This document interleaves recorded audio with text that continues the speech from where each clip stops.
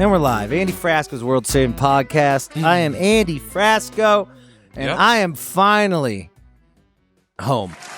You were gone. Honey, I'm coming home. How was Mexico? It was fun. Let's talk about it on next week's episode. Oh, yeah. But it was fun, man. I forgot about that. We got a quick one. We got Tropidelic up on this one. I forgot we're doing the opening. Yeah, we're doing the opening right now. But yeah, it was fun. We got a lot to talk about. I'm going to talk about all this next week. Yeah. If that's cool, because we only have 10 minutes because this interview is really good with Tropidelic. Reggae. Do they admit they're hot from the 311 cruise? Okay, here's a thing about them. Do they admit they're a reggae band, or do they pretend they're not? No, they admit. Nice. I respect. Who are you talking about that doesn't admit that they're reggae? We know. Why don't you say it in front of the people? We all know who I'm talking about. But I get their point too. But they are a reggae band. We're talking about Little Stranger, just so you guys know. Jesus Christ! Right off the bat, they're gonna be like, "What the fuck?" They're kind of. I get what they're saying. They're not even a band, really. Well, I guess they are now. They're hip hop with some reggae undertones. Yeah, but they got to admit there's reggae in there. Reggae undertones. Bum, bum, bum. That's funny. I'm just kidding. There's nothing wrong with it. Nothing wrong with it. But it's like I admit I'm me white. saying I don't want to be a jam band when I'm jamming all my songs. Yeah, but you kind of aren't. But like them, you kind of aren't a jam band. I mean, Right. You guys both have a point, but you're both, whatever. Well, this isn't about Little Strangers. This is about Tropidelic, hot from Ohio. Who admit they're a reggae band. Jesus fucking Christ. No, it's good. Good. Yeah. Well, it's gonna be fun. If you don't know who Tropidelic is, hey Chris, play some Tropidelic while we're pimping them out a little bit. They're from Cleveland, right? Cleveland. Yeah. I remember them from Resonance. Why the fuck? How? Okay, I know that word. How the fuck did the Cleveland Cavaliers just get their fucking ass kicked? Well, they didn't have Garland for the first couple, and then they just kind of fell apart. The Pacers are a bad matchup for them, actually. They beat them in the regular season, too. Damn, Indiana boy. Well, I kind of... Pacers. I'm glad you asked me this. I'm kind of rooting against the Pacers. Here's why. Why? If they win, all my friends will be happy. Jesus. Too many of these today. You're so many of these today. You're so nice that you couldn't even... That took a second to hit you because you're so supportive of your friends. And stuff that you didn't even comp. I couldn't believe it. I mean, that's whatever. I was thinking about you through that whole series. I'm like, damn, is he kind of being on the fence between left and right? No, I was definitely rooting for the Cavs. I like the Cavs, but I'm not a Pacers hater. I am a Colts hater. Mm-hmm. Wow. Cleveland. Another reason why to vote Frasco for Indianapolis mayor, because this man doesn't even root for your fucking team. Because you guys are fair weather. He grew up there. I grew up in Fort Wayne. Whatever. Tomato. Fair. Fair. This a much is why worse tomato. I will win this mayor election. You probably will. You're just better than me. It's fine. You're just a better person. Oh, what'd you say? I didn't hear you. I thought we want to talk about Tropidelic. Got him. Got his ass. I'll clap for that. That was the clapping version. Tropidelic, Cleveland, Ohio. The these beaches guys, of Cleveland. These guys worked their ass off. Homie roads. They worked their ass off, and the people who got me into them is Little Stranger, and to see their side of the family. I'm very protective over my boys, Little Stranger. I fight for them. I love them very much. They're good guys. Oh yeah, I like them. I care about them gratefully, and Even if Dan. anyone tries to call them reggae, I'm gonna fight them. Yeah, there's no reggae. Fine. Doesn't matter. Just every single. I'm just kidding. But yeah, great reggae band, hip hop. I like this band because they have pop punk roots. Oh, they do. Yes. Yeah, there's two different kinds of reggae, right? They got a lot of ska on them, which I like. Second wave, baby. Second wave. Very Orange County vibes. James is good. Ska Kid. We talked a lot about ska. We talked a lot about their discipline in this whole touring scene. And they were caught off guard that they thought, we party a lot. We go heavy. Because we hang out with Little Stranger and stuff. But they didn't realize how hard we worked too. Like us and Stranger worked. So it was like they had this coming of Jesus where oh, these guys do work hard. Coming of Jesus? Or coming to Jesus. Oh, coming Jesus. Coming on Jesus. Oh. Coming on Jesus. He can say it. Where I just dropped the holy load. Oh my God. Jesus Christ. We got a new pope, man. Yeah, we're going to talk about all that on next week's episode. I know. I'll explain all right, to you. guys. Enjoy Tropidelic, but also we need to talk about volume.com. Guess what? We're back. And we're better. Signed the deal. We're back. We're hungry. We're working hard. Yep. We got a whole new camera set up. We got a whole new camera set up, and we got a whole new studio set up. And yeah. But sign up for the OnlyFrasco sub. I can't wait to do an episode where me and Jack are here and you're on remote. But I'm sitting in the studio by myself. Can't wait. That's gonna be fun as hell. Yeah. It's gonna be happening. OnlyFrasco subs. Listen, guys, volume.com is great. You already know I've been pitching the what they have to offer for just live streams and live shows. But I really want to focus in on the subscription model that we are building. We are building it. We don't even like calling it a subscription. We want to call it a community where you can shut the fuck up, Nick. I'm not laughing at you. It's like whatever. I'm like a corporate man now. It's like corporate lingo. Yeah, I'm a corporate man. Synergy. Yeah, I'm a corporate dog. Whatever, community. Yeah, it's fine. It is a community. Yeah, and it's only $5 a month. It's like buying a. What are you laughing at? I like corporate lingo. Fuck, are you laughing? I'm not laughing at you. Corporate lingo makes me laugh. Get your pitch. I know. But we're gonna have so many different live streams. There's gonna be a live band stream a month. We're also gonna be doing those every Monday. You're gonna talk with me in the chat room. And or not a chat room, in a live stream. We could wake up together on Mondays and see how strung out I am or how much refreshed I am. Like last night, I slept 10 hours. We were going to hang out and you said, nah. And I respected that. I was going to, but I started falling asleep. No, I wouldn't didn't want you. It would have been fun. I was kind of a zombie. And I ate 3 different. I love when I could eat 3 different genres of food and get them all delivered. I like genre for food. That's good. That's awesome. What'd you get? Chinese, Mexican, and what? I got Mexican in the morning. I got a fucking cow stomach burrito from Casa de Tacos. Oh, cool. And then I got the war wonton soup from Ming Dynasty. Love it. And then I got sushi. Oh yeah, like an albacore. But then I went Indian.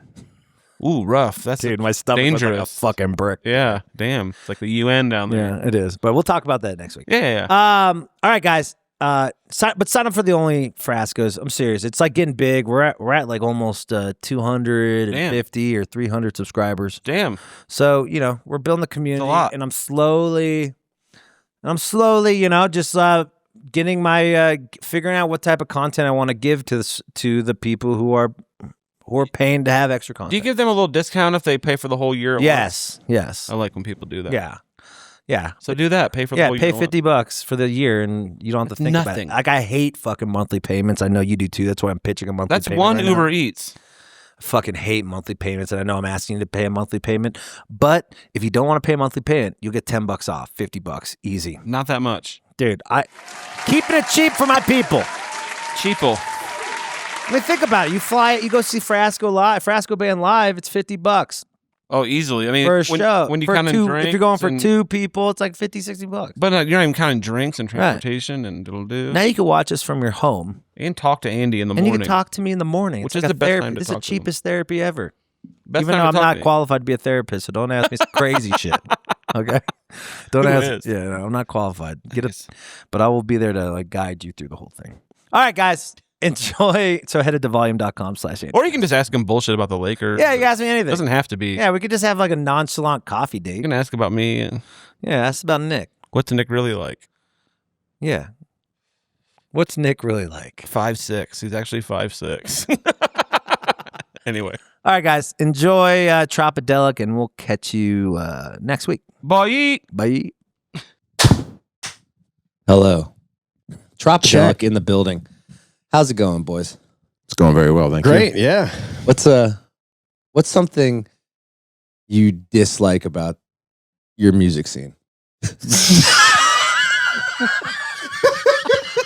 I've watched like a few of these. Like, admittedly, like I saw one, and it was like the first question was like, how many times do you rub one out a day or something? And I'm like, is he? I was like curious. I was like about to step in the door. I was like, is he gonna do something like that? No. I'll say this. I think we need more fresh blood. I think there needs to be more bands coming up trying to do the damn thing. Right. Yeah, I'm kind of running out of It'd people. be like an intervention. All of a sudden, hey, server girl, come in. Just like one at a time. Just tell us how you really feel. No, I'm happy. I'm stoked to be here. I got a lot of questions for you. First of all, tell me about your upbringing in Ohio. Ohio's cool. Love Ohio. Love Cleveland specifically. Yeah. I had great coming up in Cleveland. The music scene was kind of popping off when I was in high school and getting things going. That's when I met Rhodes. Yeah. He had Trop going. I was in my own like ska band that was getting cooking. Yeah. And so yeah, Cleveland's fire. We're having a good time. It's always growing. It's getting it's going off. You rep Cleveland hard, Rhodes. Pretty hard. Truth be got? told, though, I grew up in Pittsburgh, Pennsylvania. Oh, hold on, hot take. Yeah. Hold on, what's one? No, Is that sound effects? Ooh, I'm telling Cleveland, dude. I know, right? So we got this dilemma going on, but I spent more than half my life now in like Northeast Ohio. I went to Kent State. Oh, cool. Kind of where I originally started the band. We had like a few different lineups over the years, but these guys are like the lineup. They've been around for like a friggin' decade now, and yeah, there's just something like really like just endearing and modest about not just Ohio, but the entire Midwest, Great Lakes. And I throw Pittsburgh in there too. It feels like a Midwest place that you just don't have like on either coast, and you know other places. It's like I prefer it. And I didn't realize how until I watched the AFC Hard Knocks, how close all those fucking cities are. Very. I mean, it's like rivalry city. You know, like you pick your poison, or is it like everyone's in it to win it? What do you mean as far as like who to cheer for? Oh, you mean like just like we're Cleveland, fuck Pittsburgh, or we're Pittsburgh, fuck Cleveland. Yeah, that's Okay. brutal.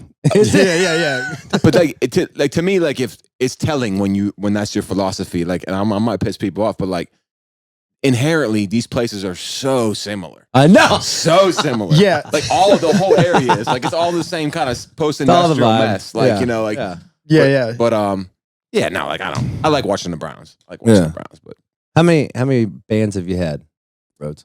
how many bands like lineups? Like lineups of Tropidelic. There was this is really like the third iteration probably in like 15 years though, and they've been around like better part of 10. So it's it was two different. It was a college lineup. I mean, here's the thing too: is I've had this band forever, but we didn't start touring but 10 years ago. Tell us the whole upbringing. Okay. So it was like Kent State. I went there, didn't want to like kind of spend the rest of my life in Pittsburgh. So Kent State, college buddies, just were effing around. Like we're really into it. Like we hustle. We would like go to the computer labs at Kent State, shut down every single one of the computers and like burn demos and like crank them out all over campus. And they literally like changed the rules on marketing at Kent State because we would just slaughter flyers everywhere. So like we were in it, but we was like no ambition to do it like as a job or any shit like that. Even second lineup of guys was like a bunch of dudes older than me at the time. Like they didn't really take it serious. Still no touring. We're like 5, 6, 7 years in, zero touring. Like just like kind of local shows. And then I got my degree. I got a job. Sat behind a desk. I'm like, I was making good money. And I was just like, this cannot be my life. And sometime like in my like mid to late 20s, I kind of like flipped it, and that's when these guys sort of came around too. And we've been on the road hard since like 2015 or 16. Something. Were you always taking it seriously, or there was a turning point where you're like, I got to stop fucking around? It wasn't. It was a hobby for like many years, but like around 2015, we're like, this is what we're fucking doing. Like we're gonna go on the road and do this, So, at that point, it was serious, Then when you got in, where'd you guys meet? How'd you guys meet? So I had a high school ska band. We were called the Glow Pop Jiggly Jams. And every ska band yeah. has that type of fucking name, dude. But so Cleveland's big, like metal and hip hop town. So it's like, if you liked like Sublime or anything of that nature, like there was no option for you or anything to check out. No bands to open for, certainly not. So we came up playing with all the metal bands and stuff at these like local small clubs and things. And then once Tropidelic got on like my radar, I was kind of like the leader of my crew. It was like, oh, wow, this is like the one band in our scene or like around here that can kind of help us and like put us on things, and we can like get around people who like enjoy our music. So Tropidelic was actually my favorite band at the time. Oh, really? So that was pretty cool. There's pictures of him in like the front row. Groupie. Yeah, no, it was like really, really something. When I was leaving my high school band practice, Rhodes called me, and I was like, "Oh, Rhodes doesn't call me," and picked up the phone. Where'd you see him? At a concert, or no, like where? Like what? Why'd you make the call, Rhodes? I have no recollection of this call. Well, I remember the first show we played together was at this place called Peabody's, and it was just kind of like a local collective sort of thing. But I just kind of got cool with some of the other guys in the band too, and hanging out. And then I think I was kind of just like one of the only dudes around, and like I stayed local. A lot of people went to school and things, so he called me and asked if I played the trombone, and I was like, no. And then he was like, "Do you want to learn?" And I was like, "Yeah." So he dropped me off a trombone in the parking lot of like some bar on the east side of Cleveland, and I kind of just YouTubed. I think that makes sense. I don't remember any of that, but that's how checks out. What'd you see? What'd you see in James? For me, it's always been about like the hunger and like the like you wanting it is ultimately number one, including music. Like that all comes second. It's like I always wanted people that wanted to be here and would be excited about doing it because I mean, you know, like. So much of this shit can like really suck, especially when you're working your way up. Especially if you have like people who are just shitty attitudes in a band, that will fucking ruin the whole fucking vibe. Absolutely. 100%. Not to mention like you know, we're like in a little bit different worlds with jam and stuff, but like there's dudes that are like infinitely more talented musically than us that are like sitting at home on the couch right now, and we're talking to Andy Frasco in the middle of the ocean. You know what I'm saying? It's because we're genuine and we're enthused to do what we do, and we know how to like, you know, do our business right, you know. But so it's always been about that first for me. It's like who is hungry and who wants to be here and who's excited, you know, and who's nice. Yeah, who can get on with my bus. This is because you're looking for roommates too. Yeah, you're not just looking for roommates. A lot of these positivity style genres. Yeah, a lot of these people aren't positive. Yeah, and that's one thing that's so fucking weird about it. Like. We're promoting happiness and positivity, and then once the cameras are off, once they're off stage, it's like, fuck this bullshit, this fucking bullshit, everything fucking sucks, fuck this guy, fuck that guy. Yeah. What do you think caused that? People are people. I'd say whatever you want. Just don't pull me in where like we gotta touch cheeks for a hug when I don't know. Like I don't like. I'll clap to that actually. I'll clap to that. I don't like that shit. I don't want to touch your cheek if I just met you. Let's start with hands and see how it goes from there. Yo, fucking love your band. You want to fuck my wife? Sir, here's my room key. I know it's like it's a politic thing. I'm not pointing at anyone. My more thing is like a lot of the hippies aren't as happy as they try to promote it to be. Yeah, part of me wonders too if it's like more of like if you're constantly projecting that, maybe you just get like way more burnt out. Like you ever meet like guys in like metal bands or whatever, and they're all hunky dory happy. Dude, they're the happiest fucking people. Like, they're putting on this face of just like whatever. It's like maybe these people just go out there. I mean, that's something too. It's just like I think our music and everything's very genuine and like lyrically and groove wise, it's like super authentic like to us. So it's like we're not going out there and pretending to be happy on a day that we're pissed off. We're going out there and we're playing how we feel and how we do it. We're fucking blue-collar workers. You're fucking from Cleveland and Pittsburgh. That's right. You put on your fucking hard hat and you get to work and make these fucking people happy. That's right. Exactly. I think inherently what we're talking about here, though, is people forget that we're just like people, right? I mean, we're just like people. But so they'll throw stones or whatever or rub your cheek against yours or whatever. But like they don't know. Like, I'm just a guy. I'm trying to go live my life. This is how I feed my family. This is what we do. Right. But it's people lose sight of that. Like the masses that don't like grasp that. That's the one thing I don't understand. Yeah, it's like I don't understand when people have the balls to just like go to your YouTube or go to your fucking content and just start talking shit.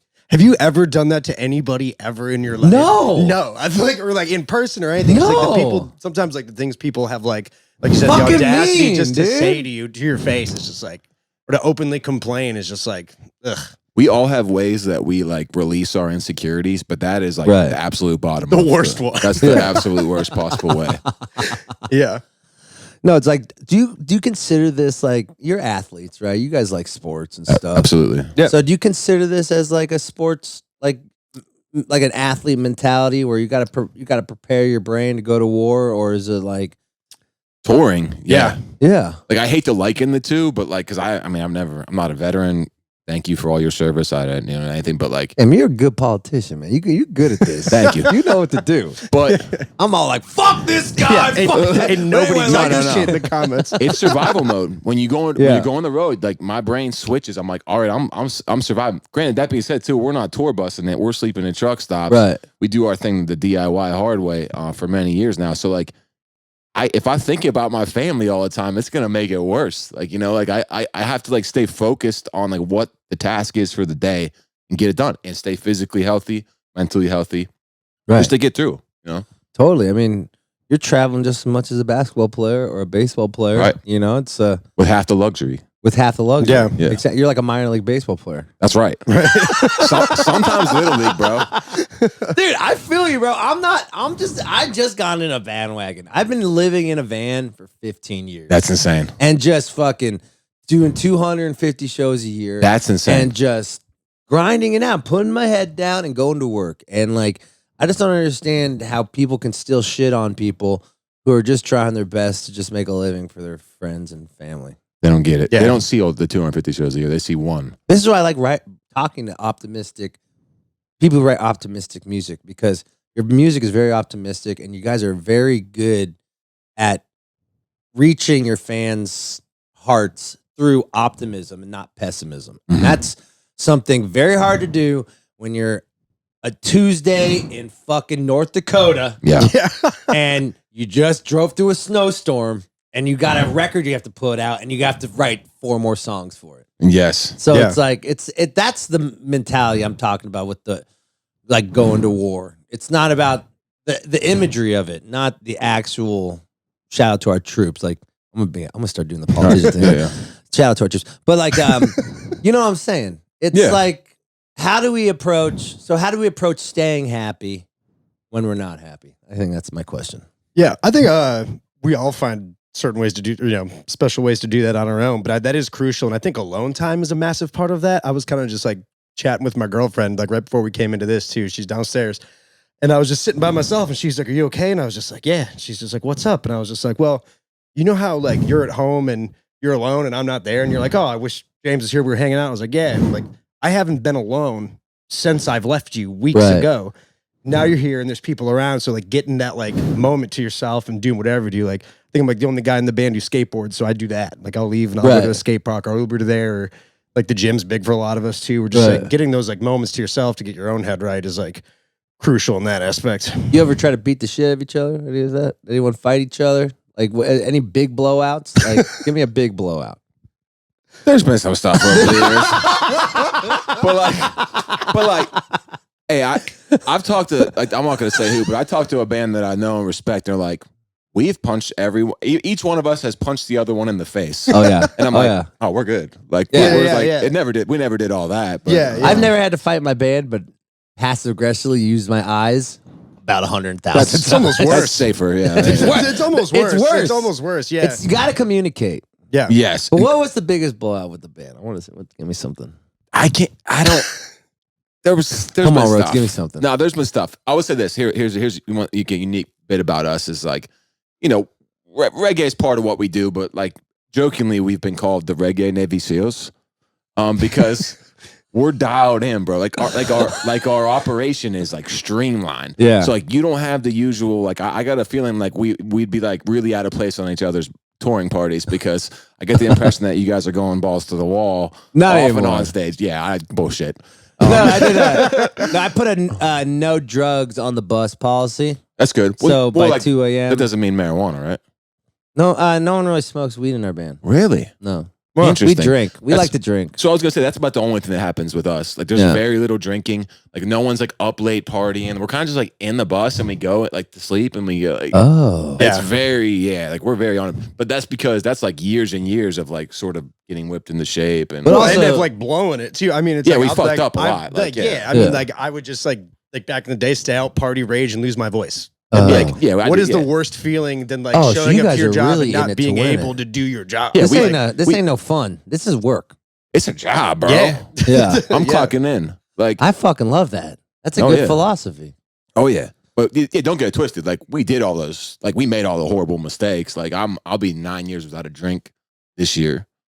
But like with people like me at the helm and Pags, our bass player, who just like he builds out all of our bus. Like our part of our competitive advantage, the reason we never toured in a van for so many years is because we got guys that can just like turn school buses into full touring. You know, we just drive around. Yeah. We used to drive around a school Ladies bus. I've ever met.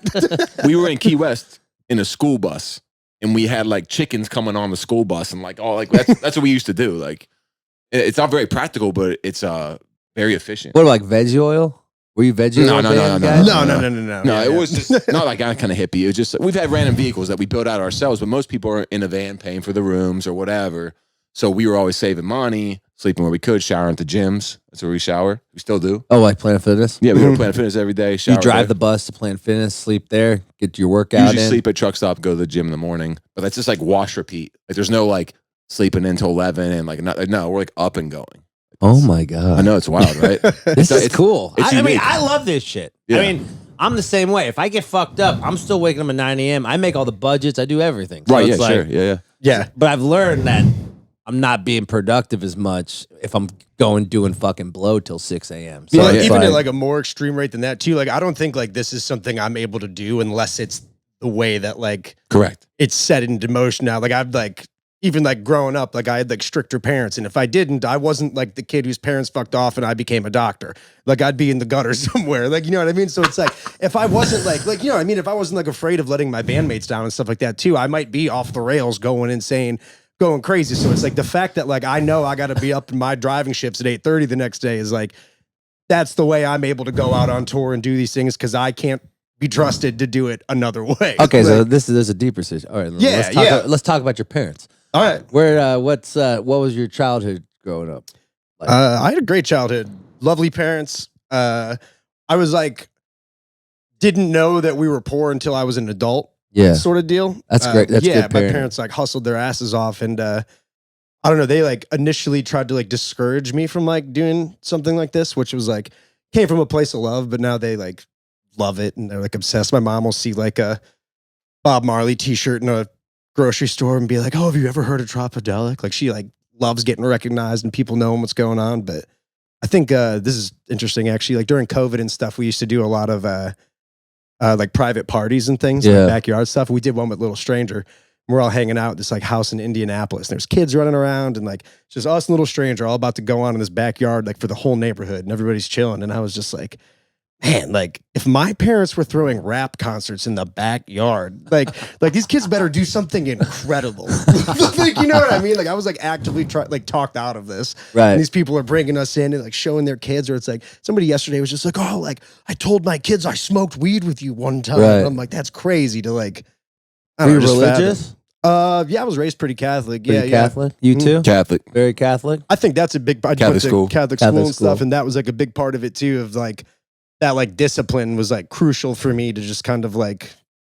So with the discipline, I want to hear about your childhood first in a second, but with the discipline, did it feel like when you told your parents, "Hey, I'm going to be songwriters," were they pissed or were they cool with it? Drug addiction. Like What? like that was leading the charge for We can't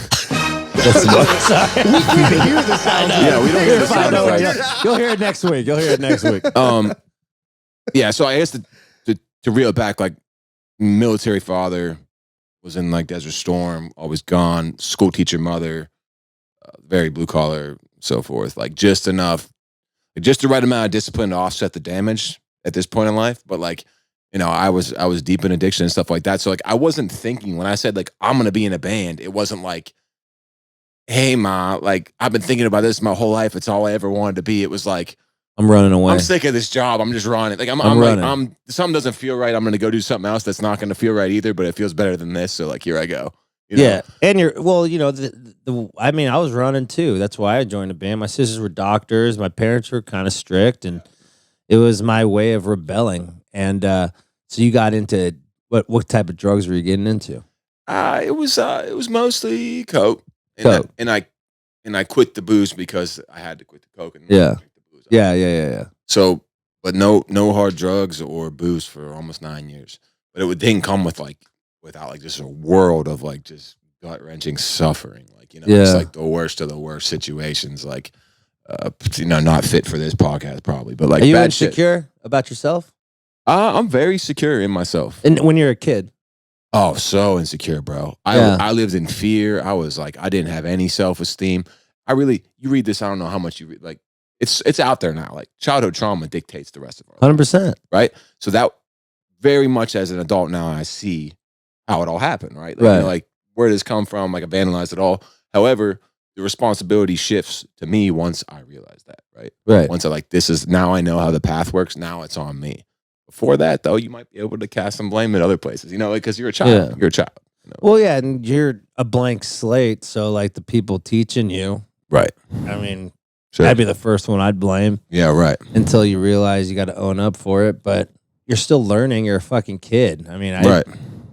But even as you turn to adult, like, unless something changes dramatically, like just because you turn 18 doesn't mean like you're like somehow instilled with like newfound values or principles. Like you're still just drifting afloat, which I was for many years. Oh yeah. Until you come to these realizations. Like, so it kept me on the road because I was afraid to like commit to personal relationships. Yeah, right. Sure. What about you? Were you insecure when you were a kid? No, I don't think so. Sorry, I just slapped you. What about you? Hey, kid. Drew, can I call you Drew? Yeah. No, I don't think I was a very insecure kid. I was music was like something that I kind of did like on the side, like as a kid too. I played sports and all kinds of things. I felt like pretty well-rounded.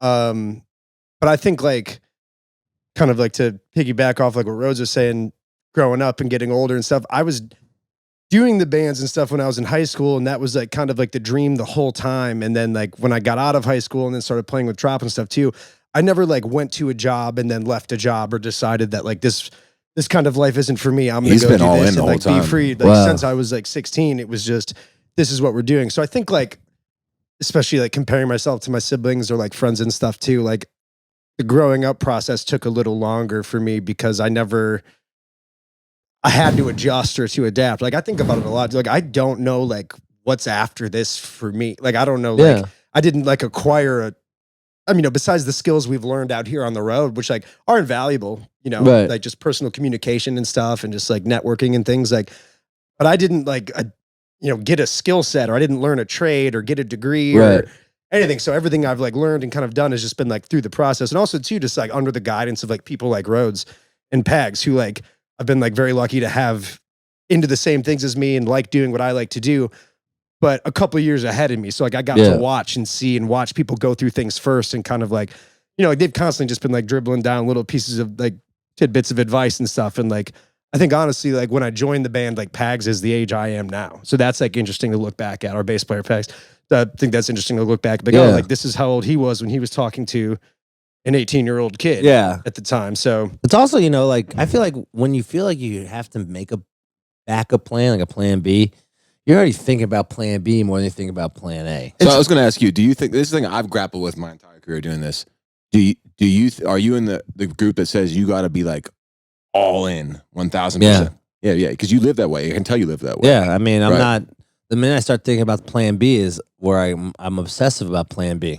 And then what are you doing with plan A? Okay. Yeah. But also it's kind of reckless because right. See, but like I don't know. What? I mean, like I've always been kind of like, let me put just like one egg over here. Yeah. So it's not all in the same basket. Oh yeah, where. I mean, I do that too, kind of. I got podcasts. You got stuff going on. Oh, sure. Yeah. You got stuff going on. But people say that. It would always be in the back of my head because like, why are you doing this? You're supposed to be like, But I've always been kind of like nervous. Like, I'm always like trying to be more responsible and. Well, you have kids too, right? I got one small kid. That's pretty recent. That's easy. But anyway, one thing I want to mention it's real telling of who we are, right? We talked about COVID a couple of times, but during COVID, right, pretty much crushed everybody, right? Musicians, like everybody said, not us. We like I think 2 days after COVID, we were live streaming, and they were doing really well. Yeah. Then we moved to. I think we were one of the first in our region to start doing the drive-in movie theaters. Mm-hmm. We did numerous ones. Some of them we took on the production ourselves and like did it all ourselves. Yeah. And then we were like staying busy on the private party circuit. So like we actually like the chart just kept which is like unheard of for But I think it's credit to like kind of where we are now because those years weren't like off years that we just like. Well, yeah, I mean, a lot of people took that as breaks and like, same as us, same as Stranger. I fucking was doing these Twitch dance parties and I was going on tour. I was like, I'm going to fucking wherever they took you, fucking West Virginia. That's what they did. Yeah, we went to Florida and shit into the same thing. That's the hustle. That's the hustle. Well, we got shit for that too. I'm sure you did too. Like, yeah. People were upset. Like people were upset, but like, what are you gonna do? This is our livelihood, and like, it's up to the promoters to make it safe for everyone. It's not us. Like, we're just trying to entertain people. Like, correct. Everyone needs a. I'm sure you had a great time explaining that in the comments on Facebook. Or they knew I'm a cesspool, so they're like, "Fuck, who's going to Frasco?" No, but yeah, it was sucked because like we were getting chastised for entertaining people, right? Because everyone's fucking sad in their fucking room, like, so we're the soldiers risking our lives, fucking going out there getting sick, and we're getting chastised. It's bullshit. It was like the people who were like really, but I feel like a lot of people understood that what we're trying to do is a good and deed. you would never pass that judgment on a bricklayer. Or somebody else. Too, a lot of the people who didn't care or like were for what we were doing just didn't say anything. Because they didn't want to get in trouble too. Yeah, right. Just want some other people making bubble noise. water? Actually, yeah. Trade it yourself. You want a beer? I'm cool. Okay, cool. Yeah, I mean, I think that's the reason why our bands kept going. Us, Stranger had Stranger TV, and like a lot of the bands who took this as. But that also comes from discipline. Going back to this whole thing of how we're approaching. A lot of people think it's just all fun and games. And I want to talk about this music festival because, like, you guys are running a big deal music festival now. It's a big deal. Oh, yeah. Why don't you tell people who are not in that scene what the festival is? And then I got a lot of questions about this, too, because that takes a lot of discipline. And it takes a lot of eagle-ish shit to hire headliners for your festival that is the Tropidelic Festival. So, explain the festival to the people and how it started. It was just like a pool party we had with our buddies behind his house at his dad's house. Probably like, I don't know, what year was that? 2014? Something like that. Yeah. And then it slowly evolved. We had like a circus tent. We moved it to like a hunting club outside of Cleveland. And it was like 1,000 people. We'd maxed that out. One year we had Afro Man and we thought it was like the coolest shit ever. That was going to be it. That was the ceiling. Like we thought. Afro Man made us chauffeur him from the green room to the stage 10 feet in a golf cart. He like had to get in the golf cart to go. And then he kept texting my girlfriend for like 2 years after, like trying to knock Shut the fuck. That sounds like fucking Afro Man, dude. I loved it. I was like, he's texting again. I'm like, yes. Like I just keep it like tease him. You text him back, you up? Yeah. Anyway, we did progress from there, fortunately. And now we moved up to Legend Valley, which I'm sure you've played out there. Yeah. We do Secret Dreams and Nice. Resonance. Yeah. So, we had a huge year last year. This year we got Slightly Stupid.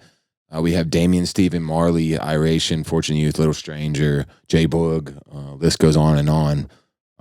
We're partnering with Ineffable. We brought them on in recent years, but Everwild, check it out, Thornville, Ohio. So, question. Yeah. Who's fronting all the money? Well, that's a question. We're selling drugs, people. Tropidelic is selling cocaine. I assure you stop doing it. That's not subsidizing this. Although back in the day, selling marijuana is what subsidized this band in the early years. Really? Sure. You guys were selling weed to keep the band going? Not before him even. Like we were at Kent State and like we would sell weed, take all the money and make demo CDs and pass them out.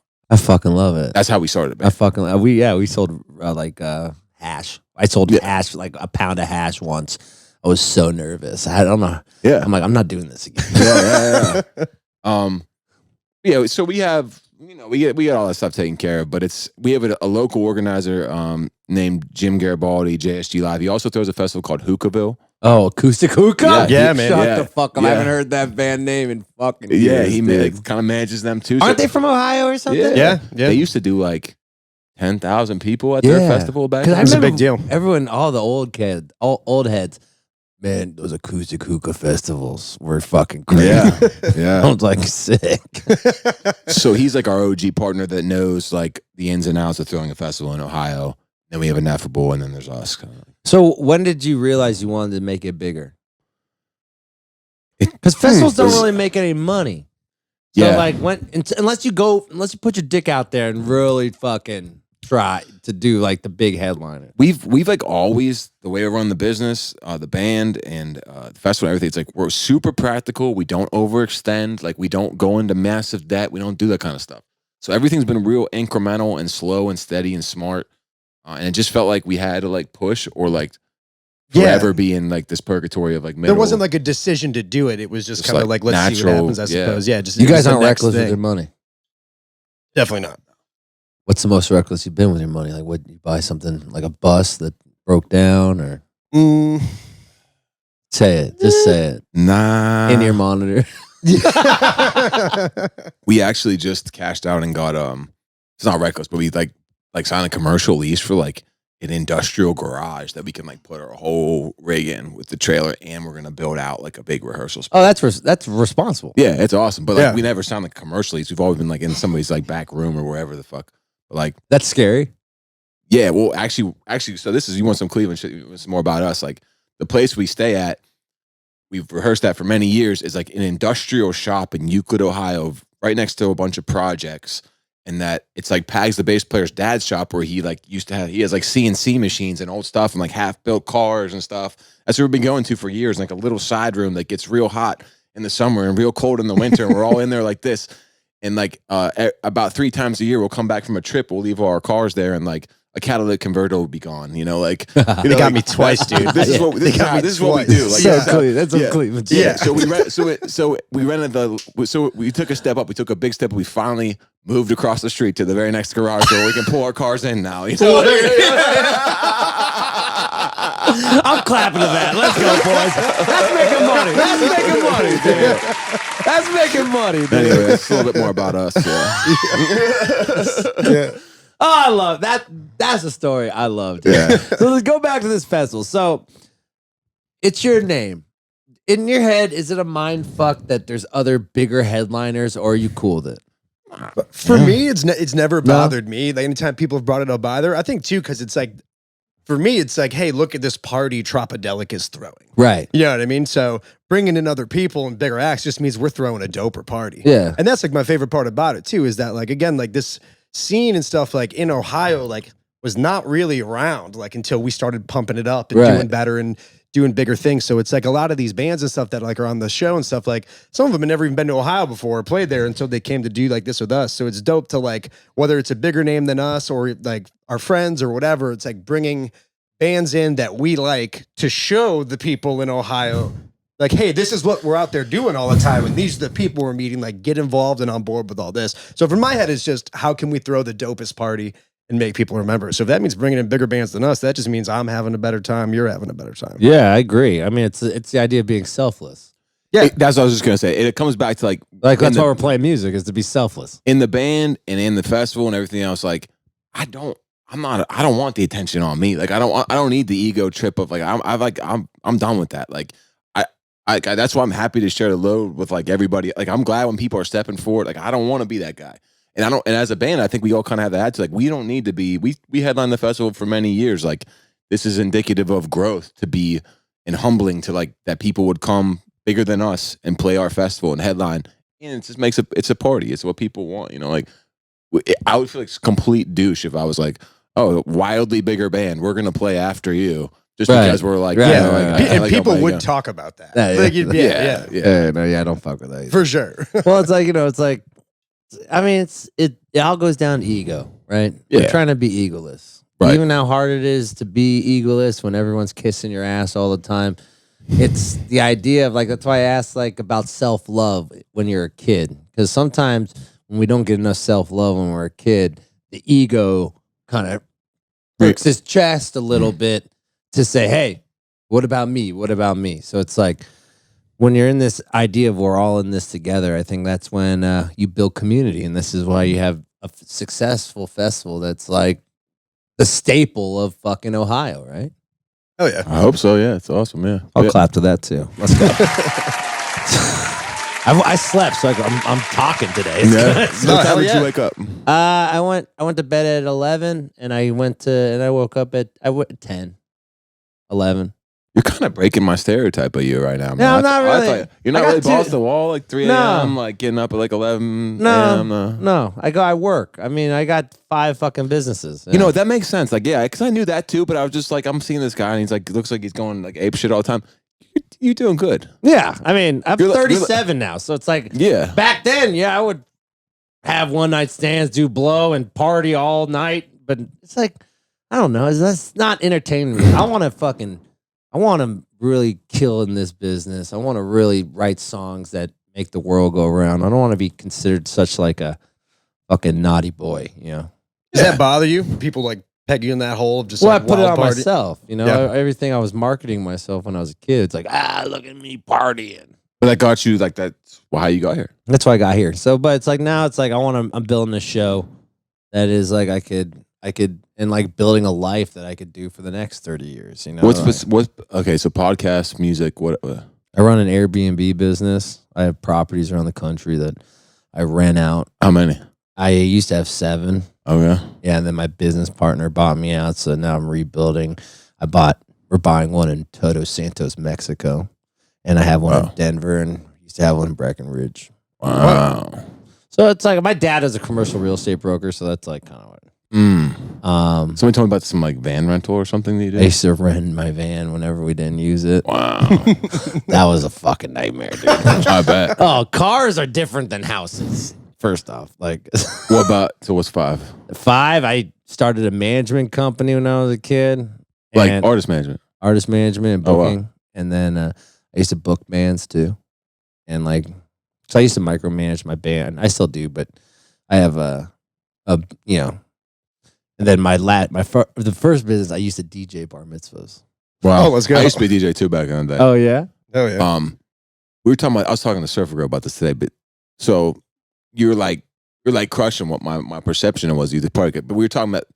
It's almost like to me, my perception of is that you don't survive in this. Like the stories I read all kind of rock history books. Like I'm reading Sly and the Family Stone. Like Oh, he was a big yeah, but like partier. it seems like you can't survive like that doing this in 2025. It's just like not how most people do it. But then I think about like they talk about the people on Skid Row that they just like don't get sick. Yeah, so, like constantly their bodies are just like full. That's of one thing. We're just fucking the cesspool of right. fucking. So part of me thinks like yo, if you had kept going, you'd be dead. And I was like, maybe if I just kept going, never stopped, I might not be dead. Like you know, but like aren't they like the Keith Richards gene? Exactly. Like, but like to me, from looking outside looking in, you don't see many people that are going like balls to the wall. Like, you just don't see that, right? No, I mean, yeah. Well, I don't know, but you see that in your world? Like, I mean, yeah, jam scene, they're doing 150, 200 shows a year. Yeah, well, I'm saying like party. Oh, party. Yeah. No, we're an anomaly. Yeah. Right. Yeah. Oh, so even at your scaled back state, you're an anomaly. Yeah. Wow. Yeah, a little bit. I mean, little strangers. Yeah, there's them. Yeah. They hold the cake. Yes. Yes.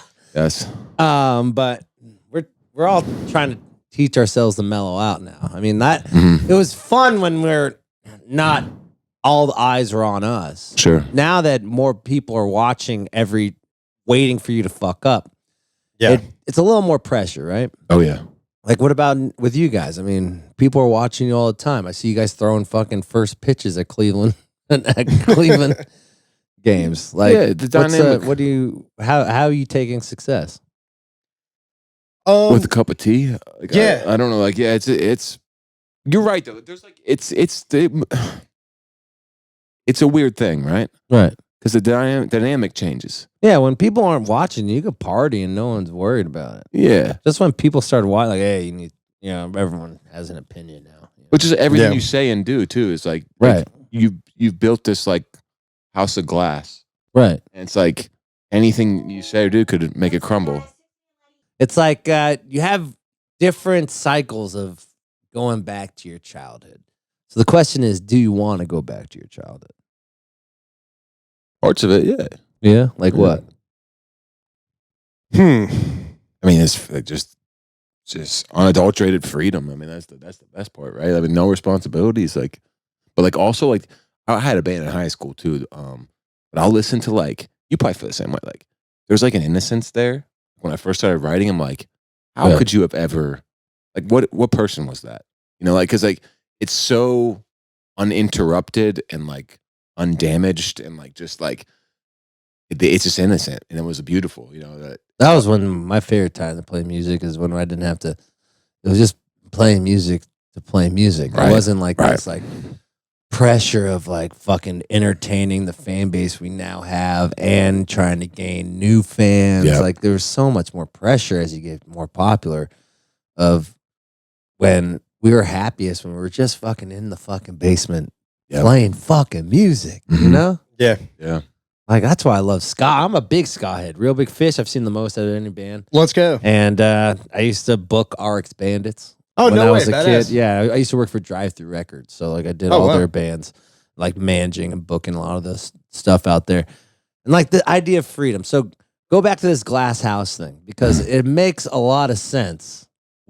Every time now as we get more bigger and bigger, the glass house gets more and more fragile. There's more floors. There's more places for people to stand and break. Yeah, everyone's sleeping on the floor. Sometimes. Yeah, it's just tough, man. Like you just got to be genuine and be yourself. But I'd be lying. I said if you don't have to be careful too, because like people are gunning for you. Like people, you're right. Like the trolls on the internet or whatever. Like you get success and people want to knock you. Right. Like, it's player hate.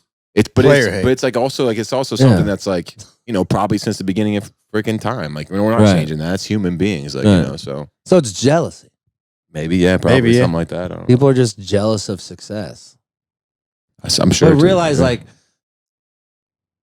to get successful in a band versus to get successful in a corporate job it's just like night and day of like it's a 24-hour job of not wanting to like just be degenerates and fucking not stay up till 4 a.m., not taking all the ass kissing to heart, like to keep moving. It's like that's the hardest part about it, I think. And like I thought about this in depth. I liken it to other jobs, and I think that I'm sure there is. I'm sure someone's gonna be like, "Oh, it's not true," but like it's also like directly connected to your soul. So if like something goes wrong or someone doesn't like what you're like, if you're like making a freaking sandwich or making a product or whatever, someone doesn't like it, you're not like crushed internally. Like it's not an extension of yourself. Right. Yeah. Like, oh my God. Like it just. Oh yeah, I didn't even think about that. It's like we're fucking being so vulnerable in our songs. Yeah. And like they don't do that at the accounting job. Yeah, right. So you can make that's a good point. Right? So you can make your own accounting firm, but the failure, I guarantee, the dagger doesn't go nearly as deep as somebody like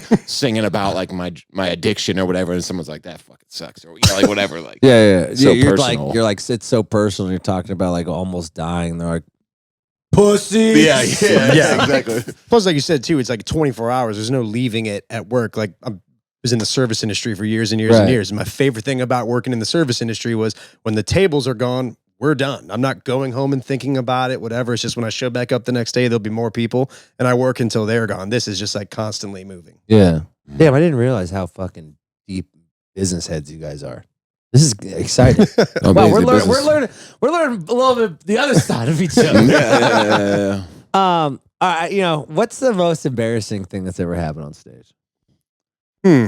I mean, I've eaten shit a few times for sure. Just like, cause we go so crazy. Like, I've busted ass a few times. Like what? What was the worst one? Nothing like, I guess horribly dramatic. I mean, just like jumping up and landing on my back. I mean, just like, yeah. That's nothing though. Like, let's be honest. Yeah. Like we can get like, we've always said like, we're not musicians. Like we're entertainers. Like that's what we do. So like the early days, we used to have a percussion player that wore like a skull mask. We had like 9 guys up there. We got with the guys at tuba. We used to, trumpet players to drop to like a mankini.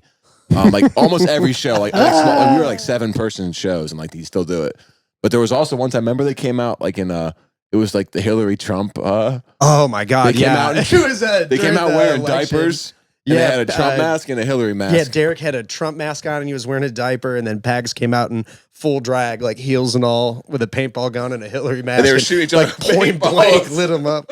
And Nelson Ledges. Hold on. This isn't like the most like embarrassing thing, obviously, but it's like forgetting words, right? I mean, that's horrible. But like the way I love to describe this is like, people have the dream that like you walk out onto stage and you're in a play and you don't know your lines. Yeah. Like that's happened to me in real life, like a lot of times, and it's gonna happen again. And like thinking about that is that's daunting. That's my nightmare, dude. It's like being a star in a play.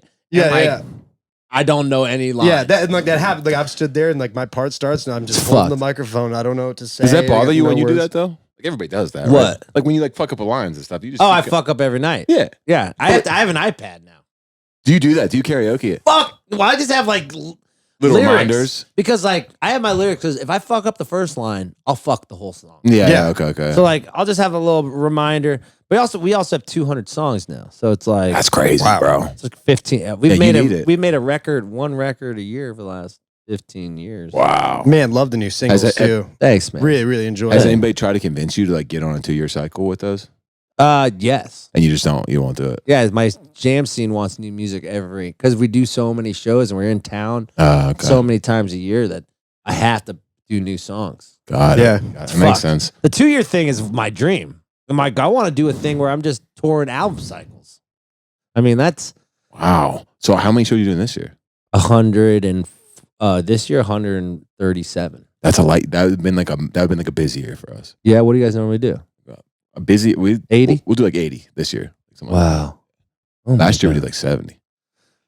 But like we used to do like a max year was probably like 130. Like it was like a max year. Do your girlfriends get pissed that you're on the road so much? I mean, my girl knew the deal. I mean, like we just got together like a year ago, so she knew what was up. I mean, she seems just sweet. part of the deal. Yeah, like my girl's been around. I've been with her for so long. She knew the deal too. That's the key. Is like as long as you're like going into a relationship, like this is what it is. Right. Like, there's not really like. Also, just like everything we've been talking about as well, like the way we're structured and operating. It's not like like, listen, like babe, there's no orgies. chance. Yeah, for they're me like to the have any phones off fun. at 4 in the morning. You know what I mean? Like, yeah. Like if someone, if everyone's like not like back in their bus, like sleeping, like it's like something. What's going on? Like like we're all accounted for, in bed, like going to the next stop. Like we don't fuck around. Like you think that's an important way to keep a band thriving? Yeah, that's the only way I know. Like I don't. I think it is. Yeah. Because like like ever since I made the rule, because we used to like I didn't have the rules, and everyone would be up till 7 a.m. in the bus. Can't do that. Yeah, can't do that. And then they're fucking lazy pieces of shit for the whole day, and I am working all day, and then I start getting pissed at them. Right. Yeah. Ever since we did the no anything at 2 a.m., everyone's happier, everyone's sleeping. So I think we're on. Yeah. I mean, like, just remember, I mean, like, waking up like the day of a show, feeling great, and hitting the gym and getting some food after, right, and then jumping back on the bus, and we're all driving to the venue, getting ready for sound check. Happy. And the vibe's high, and you're laughing and talking. We get off, and we're like, all right, let's fucking set this up and do it. Like, that's like the best feeling in the whole world. Like, like that's when I feel the luckiest to like do what we're doing. Has the band ever almost broke up? I mean, if I may, I think like. Or like you've ever quit? Yeah, say it. I mean, I think like Rhodes is like that guy. He's our guy. He's our general. He's our captain. So it's just like I think Trop is bigger than all of us. Even Rhodes now to this point where they played shows without me. You want to hear the most soul crushing shit? Yeah.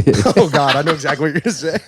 This was Little Strangers involved coincidentally, but it was like I don't know. It was like 2016. It was like early like we had them on. By the way, we had them on like 2018. We put them on a record. Like they've been homies for like a long time before. They're the first person that said you guys got to meet Tropidelic. Like that's part of the crew. Like they said you guys are the homies. We love those boys. Yeah, but anyway, we were on tour with Badfish and they were on the tour too, and we were playing in the town ballroom. And I was like, I had like strep throat. I'm like sick as shit. I'm in the van. I'm like, I cannot go on tonight. There was a few occasions where like I couldn't go, and they just kind of he would sing or like whatever. Like we get through it. And I'm like in the bus and I can hear the whole show. And Little Stranger came up and they were singing some of our songs too, like just to get through the show, right? And the next day I got 2 messages. 2. Great show last night. And I was just like, I'm like, and from that point forward, I was like, I love that. Nothing else matters. Nothing matters from here. This is all bullshit. Like, and there's lots of like examples that like there's stuff where we've like played garbage shows in my opinion, or like we're not garbage, but like it feels like we're not catching the vibe with the audience or whatever. But the very last song will be hype as shit, and I'll be like, what the? That's all that mattered. Yeah, walking out of here hype as shit. Right. Yeah. Everything else didn't matter. But sometimes like you like don't these people don't you fuck up a lyric like I used to get like oh like who cares? That's part of the show, you know? Like, Bro. Yeah. It goes back to the younger stuff, that childhood trauma of like fucking being a perfectionist and like self-critical nonsense. Self-critical Yeah, nonsense. We're the only ones judging ourselves that hard, bro. Right. But you know how hard some like, people ain't paying attention who's have, singing. Who's singing the show. You ever hear like when people talk about like the most nerve-wracking thing in the world was like getting up to go sharpen your pencil like in grade school and everybody's looking at you, or like the public speaking, like you know how many people are afraid to just like talk in front of an audience or like people at their jobs, whatever. It's just like if you don't have a little grace with yourself for getting up and doing it every single day, like you're gonna fuck up a word, or you're gonna forget a whole verse or ruin the whole song. Like we do this every single day, like that's gonna happen. Right. Like, you know what the sharpen pencil thing reminds me of? I was like, have you seen these memes of like in you're in class and the teacher says like, nobody make another noise, and you look at like, and bro's looking at you like this, and it's like the TV band's like, remember that feeling? Oh though? yeah, like, just the suppressed like laughter. Everybody's like, and you're just like, well, you're gonna die. Like, dude, it's suppressed laughter. Some of those memes, I tell you what, fuck technology, but like some of those memes will bring up feelings that I haven't felt in like 50, like, 30 years or whatever. I'm like, oh my God, I forgot about that. Dude. But it's awesome. Like, this is what oh man, that's so funny. Dude, what about going back to that fucking Trump and fucking Hillary paintball match? This was before this, like, it was like a racy, crazy. This was like, this was the first like election. They were like Republicans or in the Democrats. It was like fighting each other. It was like, it was like the first time. It was Trump versus Hillary. I mean, it was Trump versus Hillary. Yeah, it was super early on. And like, we weren't taking a side. We were just like, I don't know what we thought we were doing. Just having fun. I don't know what we were saying, but we were saying something. Yeah, we were saying something. Like, I don't know. Yeah, we've done stuff like that.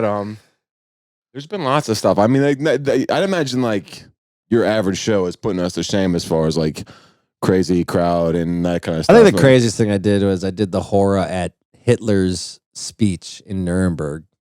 What? 20,000. I had 20,000 Germans in Nuremberg, and I did the horror on Hitler, where Hitler did that famous speech. You played there? Yeah, we played Rock am Ring opening for the We're big in Germany and Switzerland. And can we go with you? I'm down. Yeah, we can. Were you saying Muse? Is that who you Muse? Yeah, Muse. Body Count. I mean, that's so sick. That's crazy. Wait. You played there though. Body Count? That's weird. That's weird, dude. All those festivals in Europe are so weird. Like it was Muse, Body Count, Taking Back Sunday, Us, and like two other bands. Yeah, that's just off rip. Like yeah, what is that? Alexis on Fire. Oh yeah, wow. What a wild bill. I like that band. I do too. I mean, I like City in Color too. I mean, I think that guy Dallas Green is fucking sick.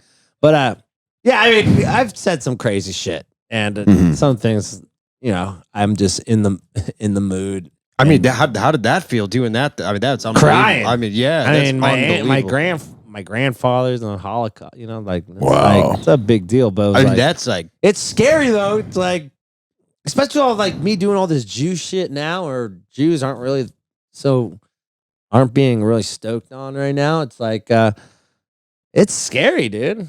Some of these fucking crazies, like it's like even with like the Trump, like how anti everyone's just picking a side and no one has each other's backs. And this is like goes back to our first question, and we'll leave this with this. We're already talking for an hour. See, this is good. It's going quick, yeah. I mean, also, this is like the most time we've ever spent together. As well. I mean, it is. We're just meeting each other. Yeah. But it's like, you know, it goes back to through all this, through everyone having, you know, picking a side in their picking their side in the line of the sand. We still have to bring people together. That's what music's all about. So how are we going to approach that for the next 5 years of bringing optimism back into the world? Because you guys are optimistic. You guys write optimistic songs too. So like, how are we going to get everyone to come back together? I mean, I think it's like the older you get too, it's like, I mean, I started thinking for like, you know, like you have this like my uncle used to say, he's like, some people want to change the world and some people want to clean a corner of the world worth saving. And I think that all of that change comes from like a person to person, or only comes on a person to person basis. Right. It's kind of what we were talking about earlier too. It's just like, does Cleveland need to be yelling "fuck you" at Pittsburgh, or like, does Cleveland and Pittsburgh Yes, need to they be do. like, hey, why are we mad at each other? What's going on? And Cincinnati's what the fuck, man? But I think like positive change and all that comes from like a person to person. It sounds a little cliche, but it's just like it's true. The people you affect every single day, the compliment you give to somebody, all of that, just like a smile here or there. We're all getting wiser every day, right? In theory. How old are you both? You don't have to say. I'm 30. 30? I'm old. Talk like you're old. Yeah, I know. I'm wise. So what was I gonna say? Oh, so I'm sure you have buddies. Like I got buddies that are like far left, or I got buddies that are on the right. It's just like, and they're both driving, like they're both miserable. Like they're so involved or whatever. I think to put it all in perspective is do not put time, energy, and focus into things that you cannot control. Right. Right? Because otherwise 100%. you're just spinning a wheel. And it's a shitty wheel. It's just going round and round and round and round. And it's never going to stop. It's never going to stop. Let your brain overthink happiness. Right. Right. So with that being said, my last question to you for now, because I feel like we're slowly becoming friends. Yeah. Well, you don't let that happen. Yeah. Let's keep this professional. Don't worry. I won't be on your email every day asking to get us on Everwild. You sent us to the wrong room coming here. I know. Sorry about that. I've been doing that all week. I'm just vetting. When it's all said and done, what does Tropidelic want to be remembered by? I think I hope to be remembered by the way we just made people feel. I hope that when you have the worst week of your life and all you have and you're looking forward to is like a couple nights out with your friends on the weekend, like I'm like so honored to like be a part of your good time and to like be a happy memory for you. Wow, it's beautiful. I agree. It's just happy. It's all about right now. Like we talk about like ego and how it relates to like legacy and those sort of things. Like, let's be honest. Like nobody gives a fuck about Alexander the Great. Nobody gives a fuck about me. They're certainly not giving a fuck about me. So what we have right now is right now. So let's just focus on right now and being happy in the present. Okay, well, I don't think we're like the main characters here. Like, you know what I mean? Yeah, it's exactly. It's like the person who came to the Tropidelic show and met their best friend, and now what are they going to making do? memories. You know what I mean? It's just like we're just like the catalyst one show of these people. at a time. Right. Yeah. Right. Don't get in your own way. The past trauma is the past trauma. That's right. I have no trauma with you. I can leave. You can get some. But, just be great people every day. Make the best shows you can. Stay disciplined and keep following the dream. Yeah. I like that. Let's go get some ice cream. Hell yeah. Good night. Good night.